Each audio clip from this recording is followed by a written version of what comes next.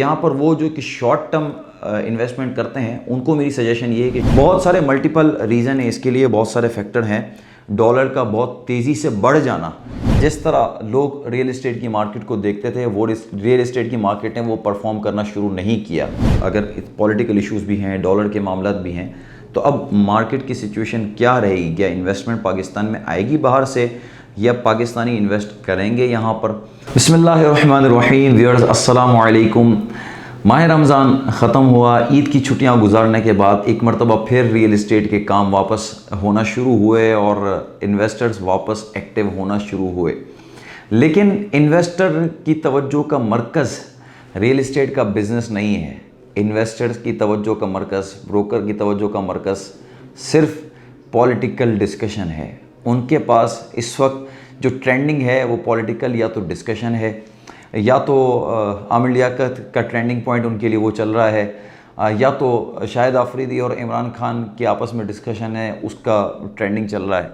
लोगों के पास अभी यही काम है, या तो ये कहते हैं कि इम्पोर्टेड गवर्नमेंट नामंजूर, या तो बस जलसों में शिरकत वगैरह रह गई है। तो ये चीज़ें रमज़ान के बाद तो एक्टिव होते हुए नज़र आई, चांद रात से नज़र आई, लेकिन माह रमज़ान में भी बहुत देखा गया।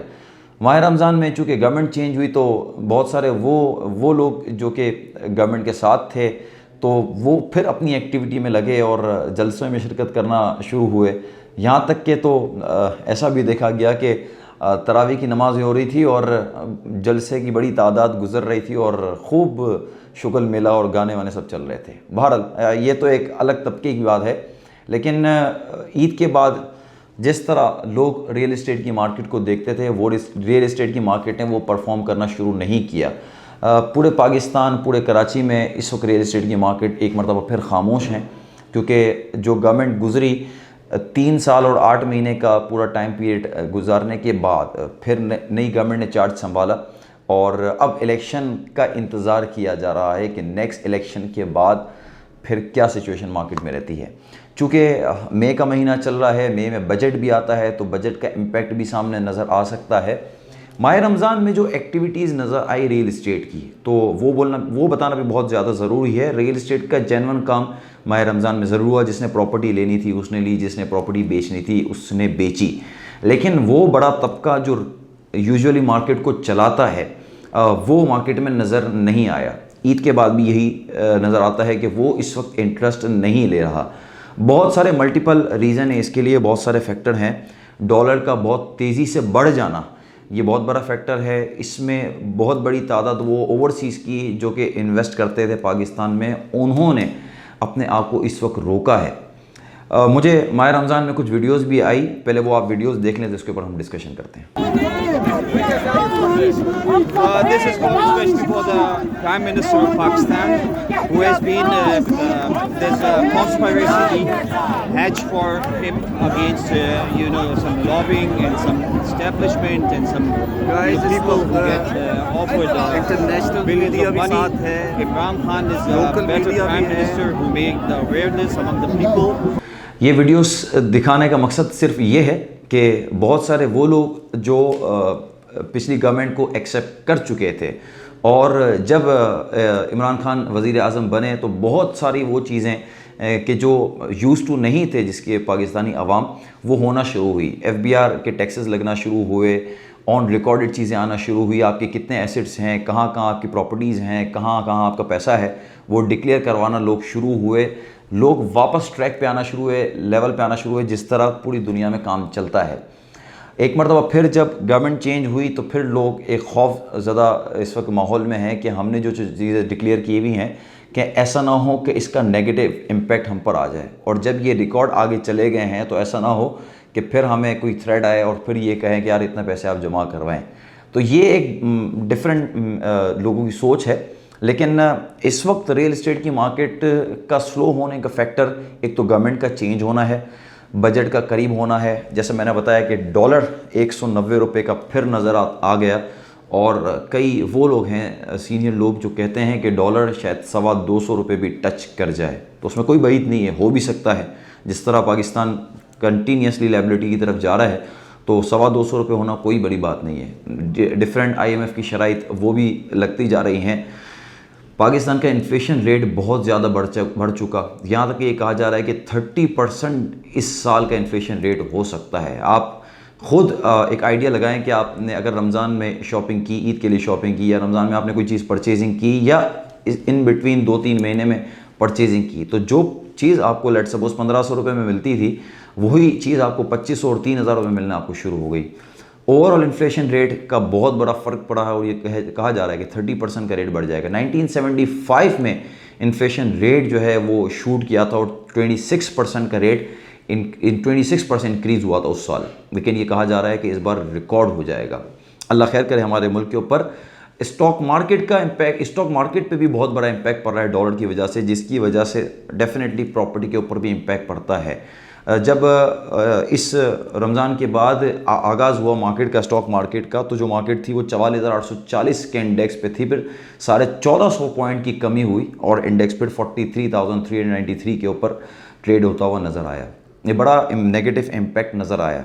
वो रीज़न पॉलिटिकल, डॉलर, ये सारे रीज़न, मल्टीपल रीज़न। इसके अलावा फिर बहुत सारा जो फॉरेन रेमिटेंस मुल्क पाकिस्तान में लास्ट गवर्नमेंट की मौजूदगी में आता था, उसमें भी कई हद तक कमी देखी जा रही है। इसके अलावा जैसे मैंने आपको बताया बजट 2022-23 वो करीब है।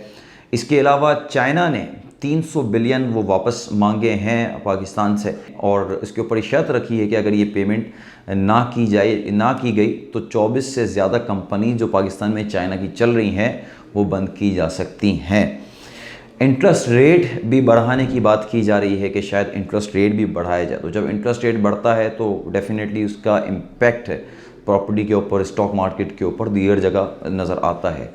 गोल्ड 1,34,400 की बुलंद तरीन सतह पर भी पहुंच गया। तो बहुत सारे रीज़न यहाँ पर नज़र आते हैं। कुछ पॉजिटिव चीज़ें अगर हम डिस्कस करें तो चाइना फॉरेन मिनिस्ट्री ने ये भी कहा है कि 7 साल पहले जैसे सीपैक मुआहदा शुरू हुआ था, तो उसके बाद एक बड़ी पेशरफ सामने ये आई है कि 25 बिलियन डॉलर की इन्वेस्टमेंट आई है, जो कि एक बड़ा पॉजिटिव साइन नज़र आता है। इसके अलावा फिर पाकिस्तान ब्यूरो ऑफ स्टैटिस्टिक्स की रिपोर्ट ये सामने आई है कि जो एक्सपोर्ट ऑफ सर्विसेज है, जो जुलाई 2021 से 2022 तक यानी 9 महीने का जो अरसा है, इसमें 17.7% का इजाफा देखा गया है।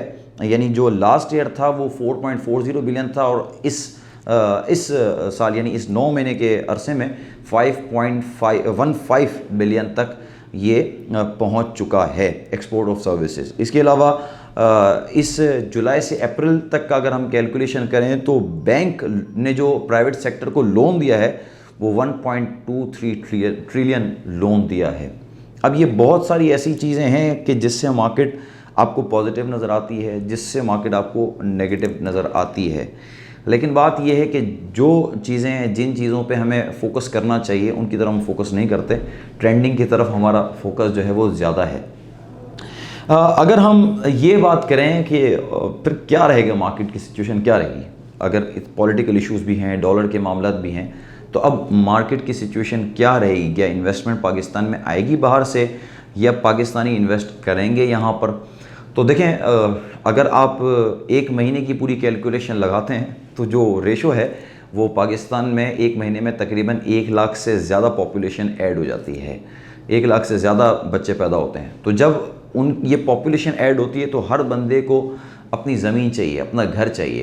पहले एक वक्त ये होता था कि एक ही घर में 4-4 5-5 फैमिलीज़ रहती थी, लेकिन अब चूँकि मेंटालिटी चेंज होती जा रही है, लोगों का कॉन्सेप्ट चेंज हो रहा है, अब एक बंदे को, एक फैमिली को एक घर ज़रूर चाहिए। तो इस वजह से आपकी जो है वो डिमांड बढ़ जाएगी। जब डिमांड बढ़ जाएगी और सप्लाई कम हो जाएगी तो अल्टीमेटली मार्केट बढ़ जाएगी। इसी तरह जैसे इन्फ्लेशन रेट मैंने आपको बताया, जब भी इन्फ्लेशन रेट पाकिस्तान का बढ़ा है तो प्रॉपर्टी के रेट भी बढ़े हैं। आपको बहुत सारे मल्टीपल नेगेटिव फैक्टर नज़र आते हैं मार्केट के ख़राब होने में, लेकिन कुछ पॉजिटिव रीज़न की वजह से मार्केट अच्छी हो सकती है, जैसे मैंने आपको बताया। ये इसमें बहुत बड़ा अमल दखल वहाँ पर होगा जो कि सोसाइटीज़ हैं, जो गेटेड कम्युनिटीज़ हैं, वहाँ पर रेट मुझे लगता है कि काफ़ी बढ़ जाएंगे। लेकिन इस वक्त जो ईद के बाद जो सिचुएशन है, अभी बजट भी है और अभी तकरीबन 1.25 साल गवर्नमेंट को गुजारना है, उसके बाद फिर इलेक्शन होंगे, तो फ़िलहाल 4-6 महीने तक मार्केट को ज़्यादा बेहतर देखा नहीं जाता। जिससे भी पूछा जाता है, जिस सीनियर से भी पूछा जाता है, उसको मार्केट इतनी ख़ास नहीं लगती। और बज़ाहिर मेरा भी जो पॉइंट ऑफ व्यू है, मुझे 4-5 महीने तक मार्केट में इतना कोई जंप नज़र नहीं आता। 5-10% अगर मार्केट गिर गई या 5-10% मार्केट बढ़ गई तो आपकी जेन्युइन बाइंग सेलिंग होगी। ये यहाँ पर वो जो कि शॉर्ट टर्म इन्वेस्टमेंट करते हैं, उनको मेरी सजेशन ये है कि शॉर्ट टर्म इन्वेस्टमेंट करने वाले इस वक्त रियल एस्टेट मार्केट से दूर रहें। और जो लॉन्ग टर्म इन्वेस्टमेंट करते हैं तो वो ले सकते हैं, क्योंकि आप पर एनम अगर कैलकुलेशन करते हैं तो आप 25% ऊपर होते हैं। लेकिन जो कैलकुलेशन डॉलर से करता है या गोल्ड रेट से करता है तो वो ultimately at the end of year negative में जाता है। लेकिन बहुत सारे वो हैं जो प्रॉपर्टी लेना पसंद करते हैं, तो वो प्रॉपर्टी अपनी बनाना शुरू करते हैं। अगर आप डॉलर भी लेके रख लेते हैं और at the end of year positive में चले जाते हैं, तो वहीं आपको प्रॉपर्टी भी आपको वो एक 25% का इंक्रीमेंट दे सकती है। लेकिन अगर एज़ कम्पेयर टू डॉलर या गोल्ड आपको बढ़ जाता है तो वो आपकी कैलकुलेशन आप कहाँ इन्वेस्ट करें। बहरहाल ये कुछ डिटेल थी जो आपसे शेयर करना बहुत ज़्यादा ज़रूरी थी। होपफुली आपके लिए बहुत ज़्यादा इन्फॉर्मेशन ये साबित होगी। अपना ख्याल रखिएगा, मिलते हैं इंशाल्लाह नेक्स्ट वीडियो में कुछ नई इन्फॉर्मेशन के साथ। अल्लाह हाफ़िज़।